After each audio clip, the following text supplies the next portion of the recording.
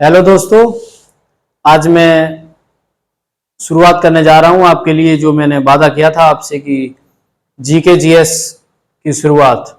तो आज उसी टॉपिक को मैं लेकर के आया हूं। आज से जो हम लोग पढ़ेंगे वो जीके पढ़ेंगे, क्योंकि जो आपके एसएससी के पेपर लगे हुए हैं, एसएससी जीडी हुआ, एसएससी सीएचएसएल, सीजीएल, आपका एनटीपीसी, आरआरबी के जो भी एग्जाम्स हैं उन सब में मैं वादा करता हूं अभी जो एक महीने में जो क्लासेस अपलोड की जाएंगी, जो आपके पास मिलेंगी, जो आपको मिलेंगी, उसमें आप चिंता ना करें कहीं से भी और अन्य जगहों से। देखो, जीके जीएस समंदर है, जितना पढ़ो उतना कम है, लेकिन मैं बहुत सारी मेहनत करके आपके लिए ये कंटेंट लेकर के आ रहा हूं। और जो आपको कंटेंट मिलने वाला है वो टू द पॉइंट मिलेगा, इधर उधर की बातें नहीं होंगी उसमें। तो आज से जिस चीज की शुरुआत करने जा रहे हैं वो आपका जो टॉपिक है ज्योग्राफी, हम शुरू कर रहे हैं। ज्योग्राफी में मतलब स्टैटिक जीके। ज्योग्राफी की जो स्टैटिक है उसी प्रकार से लगभग 4 से 5 दिन में मैं ज्योग्राफी कंप्लीट करा दूंगा स्टैटिक के रूप में। उसके बाद मैं आपके लिए पॉलिटी लेकर के आऊंगा, उसके बाद मैं इकोनॉमी लेकर के आऊंगा, उसके बाद देखो ये शेड्यूल में चेंज हो सकते हैं। हो सकता है ज्योग्राफी के बाद मैं हिस्ट्री लेकर के आऊं, ये हो सकता है, लेकिन जो मेरा टारगेट है वो अक्टूबर के मंथ में आपको ये कंप्लीट कराना है। जो भी है जीके का जो पोर्शन है, उसके बाद जो हमारा बचेगा नवंबर में, वो हम जो अन्य टॉपिक स्टडी जीके के आते हैं उनको भी कंप्लीट यहीं इसी यूट्यूब चैनल पर जीएसवाई लोकेंद्र सर में आपको स्पेशली मिलेगा। और जिसको विस्तार पूर्वक पढ़ना है इसी चैनल पर, ये आपकी जो ड्यूरेशन रहेगी वो 20 से 25 मिनट की रहेगी इस वीडियोस की, इसलिए ज्यादा लंबी नहीं रख रहा हूं क्योंकि आपको पढ़ने में दिक्कत हो, आप कहीं चलते चलते भी इस वीडियो को ले सकते हो। तो आओ चलो आज हम शुरुआत करते हैं स्टैटिक जीके की। स्टैटिक जीके ये एक ऐसा पोर्शन है जहां पर दिक्कतें बहुत होती हैं, क्योंकि यहां लर्न बहुत सारी चीजें करनी पड़ती हैं। इसके साथ साथ जो हमारा एक सिलेबस का भी बैच चलेगा, कंप्लीट सिलेबस आप वहां से कर सकते हो। थ्योरी आपकी पढ़नी है तो आप वहां से पढ़ सकते हो, लेकिन इस बैच में मैं और कुछ नहीं, सिर्फ और सिर्फ स्टैटिक जीके चारों पोर्शन आपके यहां से कंप्लीट कराऊंगा। उसके बाद एनवायरमेंट भी कराऊंगा, उसके बाद जो आपके बचे हुए हैं जैसे खेल हुआ, संगठन हुए, आपके पुरस्कार हुए, जो भी आते हैं वहां पर यहीं पर इसी टॉपिक में आगे आपको इसी वीडियोस में मिलेंगी। पहले हम जो स्टैटिक पोर्शन होता है जो कभी बदलता नहीं है इसको, उसके साथ साथ करंट अफेयर कुछ इंपॉर्टेंट पॉइंट के साथ बात करूंगा, उन सबको कंप्लीट कराऊंगा। तो स्टैटिक जीके में जो हम लोग अभी जीके जो पढ़ेंगे, अभी जो जीके पढ़ेंगे वो ज्योग्राफी की पढ़ेंगे,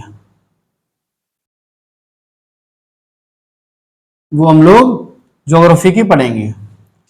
तो मैं ज्यादा आपका समय बर्बाद ना करते हुए टॉपिक को स्टार्ट करता हूं। आप यहां क्वेश्चन के रूप में भी लिख सकते हो, पॉइंट के रूप में भी इसको नोट कर सकते हो। जैसे पहले क्वेश्चन की बात करूं तो भारत का सबसे पहले नाम क्या था। मैं सबसे पहले क्वेश्चन की बहुत आज अभी जो मैं डिस्कस कर रहा हूं, हो सकता है 5-7 मिनट में आपको बहुत ही चीजें इजी लगे, लेकिन उसके बीच बीच में कुछ ऐसे पॉइंट्स होंगे जो आपने नहीं सुने होंगे। सिर्फ उसी पॉइंट्स के लिए आपको ये क्लास कंप्लीट करनी है। अभी मैं बात करूं तो भारत का पुराना नाम, भारत का, मेरे साथ साथ आप लोग भी नोट करोगे, भारत का पुराना नाम। देखो, आर्यभट्ट या फिर जम्बू द्वीप। भारत का पुराना नाम आर्यभट्ट या जम्बू द्वीप। देखो, दूसरे पॉइंट की मैं बात करूं, भारत को हिंदुस्तान किसने कहा। भारत को हिंदुस्तान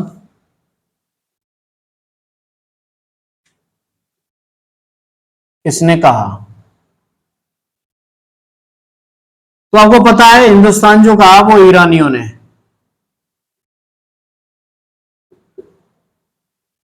किसने कहा? ईरानियों ने। भारत को हिंदुस्तान किसने कहा?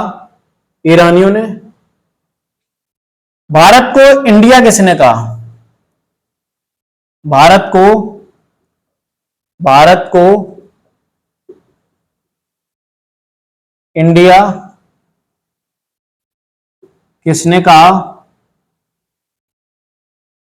तो आपके हैं यूनानी। टू द पॉइंट मैंने कहा है, कंप्लीट कराऊंगा, मतलब टू द पॉइंट, इधर उधर नहीं, डायरेक्टली आपके पेपर में क्वेश्चन मिलेगा, यहीं से मिलेगा। तो भारत को इंडिया किसने कहा? ईरानियों ने। हिंदुस्तान किसने कहा? ईरानियों ने।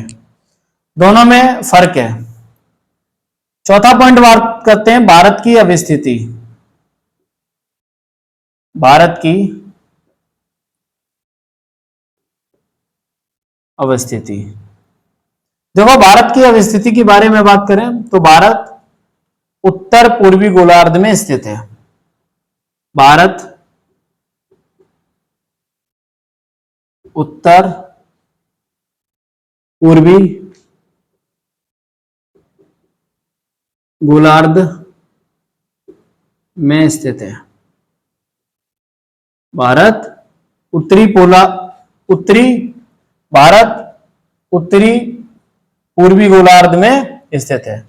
इसका मतलब क्या है, यहां पर अभी जगह बचा के रखो। उत्तरी पूर्वी गोलार्ध का मतलब है यह आपकी पूरी पृथ्वी है, यह आपकी भूमध्य रेखा है, यह आपकी जीएमटी है, यह आपकी कर्क रेखा है, यह आपकी 0 डिग्री है, यह आपकी 23.5 डिग्री है, जिसे कहते हैं कर्क रेखा, और यहीं पर आपका इंडिया बना हुआ है,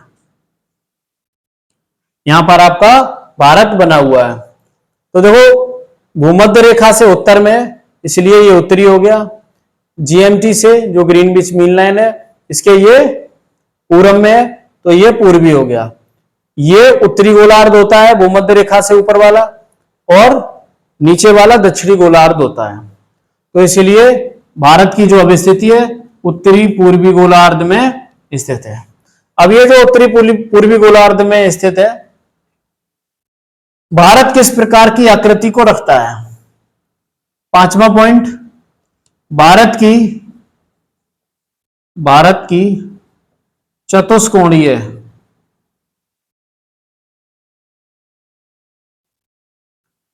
आकृति है। भारत की चतुष्कोणीय आकृति है। भारत किस प्रकार का है? तो चतुष्कोणीय है। देखो लगभग यहां से लेकर के यहां तक और यहां से लेकर के यहां तक बराबर लेंथ है, क्योंकि 3214 और 2933, तो ज्यादा फर्क नहीं है, 200-300 किलोमीटर लगभग चतुष्कोणीय है। लगभग भारत की अवस्थिति चतुष्कोणीय है। इसकी लेंथ और ब्रेथ में ज्यादा फर्क नहीं है। छठवां पॉइंट देखते हैं। देखो बहुत बेसिक चीजें हो सकती हैं, बहुत ज्यादा बेसिक हो सकती हैं जो आपको आती होंगी, लेकिन आगे आगे जैसे हम बढ़ते जाएंगे ज्योग्राफी में, तो आपको बहुत सारी चीजें होंगी जो नहीं आती हैं। मैं इस चीज का वादा करता हूं कि आपको बहुत सारी चीजें यहां पर नहीं मिलेंगी। अभी शुरुआत है, पहली क्लास है, अभी से जुड़ो, क्योंकि आगे हमें जो सीखना है उसको तभी सीख सकते हैं जब हमें बेसिक पता हो। तो छठवां पॉइंट है वो भारत की राजधानी।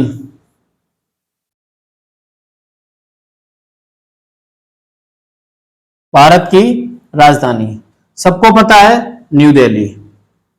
सबको पता है, न्यू दिल्ली। भारत की राजधानी न्यू दिल्ली। भारत में कुल राज्य, भारत में कुल राज्य की संख्या 28, केंद्र शासित प्रदेश आपके 8। भारत में कुल राज्यों की संख्या 28, केंद्र शासित प्रदेशों की संख्या 8। उसके बाद भारत का क्षेत्रफल, अगर हम बात करें तो भारत का क्षेत्रफल, भारत का जो कुल क्षेत्रफल है वो 32,87,263 स्क्वायर किलोमीटर या वर्ग किलोमीटर। भारत का क्षेत्रफल 32,87,263 किलोमीटर है। अब देखो भारत पूरे विश्व का कितना परसेंट में भूमि अपने पास रखता है, मतलब पूरे विश्व की भूमि का भारत के पास कितना प्रतिशत है। तो 9th पॉइंट है, भारत विश्व का 2.4% भूमि पर बसा हुआ है, भूमि पर स्थित है। पूरे विश्व का 2.4% भूमि पर स्थित है। अब 2.4 भूमि पर स्थित है, तो इसके बाद नेक्स्ट पॉइंट की अगर हम बात करें, देखो इसी तरीके से आपके कंप्लीट जितने भी हैं सब्जेक्ट, ज्योग्राफी हुआ, हिस्ट्री हुआ, पॉलिटी हुआ, इकोनॉमी हुआ, स्टैटिक जीके हुआ, to the point one liner type में आपको ये पूरी स्टैटिक जीके दे दूंगा। उसके बाद जो 10वां पॉइंट है वहां पर देखेंगे, ये जो 2.4% पूरे विश्व का है, तो भाई पूरे विश्व में और भी तो कोई होंगे, तो और भी क्या है, तो भारत विश्व का 7वां सबसे बड़ा देश है। अगर ये 7वां है तो 6 और कौन है, तो 6 और कौन है। सबसे बड़ा आपको पता है कौन है, रसिया है। रसिया के बाद दूसरा आपका सबसे बड़ा कौन सा है, कनाडा है, कनाडा के बाद तीसरा सबसे बड़ा आपका कौन सा है, आपका चाइना है। चाइना के बाद आपका चौथा सबसे बड़ा देश कौन सा है, अमेरिका है। अमेरिका के बाद चौथा हो गया। 5वां सबसे बड़ा देश कौन सा है, 5वां आपका ब्राजील है, 5वां आपका ब्राजील है। 6वां सबसे बड़ा देश आपका ब्राजील के बाद ऑस्ट्रेलिया, ब्राजील के बाद ऑस्ट्रेलिया, ऑस्ट्रेलिया के बाद इंडिया। आपका 7वां सबसे बड़ा देश इंडिया है। उसके बाद अगर हम बात करें तो विश्व की जनसंख्या, अगर हम बात करें 11वें पॉइंट की, तो भारत की कुल जनसंख्या, भारत की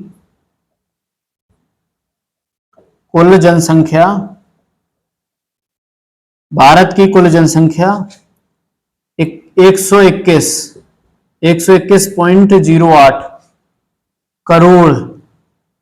देखो अभी तो बहुत सारी हो गई है, ये हम 2021 के डेटा के अनुसार अभी आपको बता रहे, क्योंकि अभी नया डेटा कोई सरकार के पास नहीं आया है। लेकिन भारत की कुल जनसंख्या 121.08 करोड़ थी।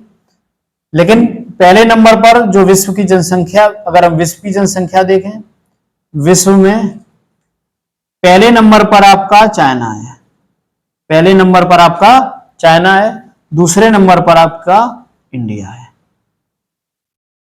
दूसरे पर आपका इंडिया है। अब दूसरे पर इंडिया है तो इसके साथ साथ अब देखो हम नेक्स्ट आगे आते हैं, तो इसको मिटा लेते हैं। और मिटाल क्या लेते हैं, अभी हम यहां पर लिख सकते हैं ना कुछ पॉइंटों को। तो भारत में पूरे विश्व की कुल जनसंख्या कितनी है, भारत में विश्व की कुल जनसंख्या, भारत में विश्व की कुल जनसंख्या, भारत में विश्व की कुल जनसंख्या, भारत में विश्व की कुल जनसंख्या 17.5% रहती है। यह क्वेश्चन पूछा गया था पिछली बार रेलवे एनटीपीसी में कि भारत में विश्व की कुल जनसंख्या कितनी है, तो 17.5% है। अब हम बात करते हैं तो भारत में सबसे सर्वाधिक बोले जाने वाली भाषा, भारत में सर्वाधिक बोले जाने वाली भाषा, देखो भारत में सर्वाधिक बोले जाने वाली जो भाषा है वो हिंदी है। आप इसको नोट्स बना लो, पढ़ लो, और इन सब क्वेश्चनों पर मैं जितने भी आरआरबी के क्वेश्चन है प्रीवियस ईयर सबको लेकर के आऊंगा, इसी तरीके से लेकर के आऊंगा। पहले आपके पास बहुत सारा कंटेंट में दे दूं कुछ दिनों में, उसके बाद। तो सर्वाधिक बोले जाने वाली भाषा हिंदी है। भारत की सबसे बड़ी जनजाति, भारत की सबसे बड़ी जनजाति भील है। भील आपकी राजस्थान की है, भील राजस्थान की है। भील के बाद दूसरी जो सबसे बड़ी है वो आपकी गोंड है। दूसरी सबसे बड़ी भारत की गोंड है। भारत की सबसे बड़ी जनजाति भील है, जो राजस्थान में, राजस्थान के क्षेत्र में निवास करती है। भारत की अब स्थिति में देखो, यहां पर मैं बहुत सारे पॉइंट लिखूंगा। यहां से लेकर के यहां तक भारत फैला हुआ है, यहां से लेकर के यहां तक भारत फैला हुआ है, यहां से लेकर के यहां तक भारत फैला हुआ है। यहां से लेकर के यहां तक जो भारत की कुल लंबाई है वो आपकी 3214 किलोमीटर। यहां से लेकर के यहां तक जो भारत की कुल लंबाई है वो आपकी 2933 किलोमीटर है। अब मैं कहता हूं अक्षांशीय और देशांतरीय विस्तार भारत का, यहीं पर सब कुछ लिखा दूंगा। भारत का जो उत्तरी देशांतर है वो आपका यहां पर होगा 8 डिग्री 4 मिनट। यहां पर जो होगा वो आपका होगा 37 डिग्री 6, 37 डिग्री 6। और जो आपका यहां पर पश्चिमी भारत में जो होगा वो आपका होगा 68 डिग्री 7। और ये जो आपका होगा वो 95 डिग्री 25। ओके, ये आपका देशांतरीय और अक्षांशीय विस्तार है भारत के। यहीं पर मैं कुछ और पॉइंट लिखाना चाहता हूं। भारत का सबसे उत्तरी बिंदु, भारत का सबसे उत्तरी बिंदु इंदिरा कोल,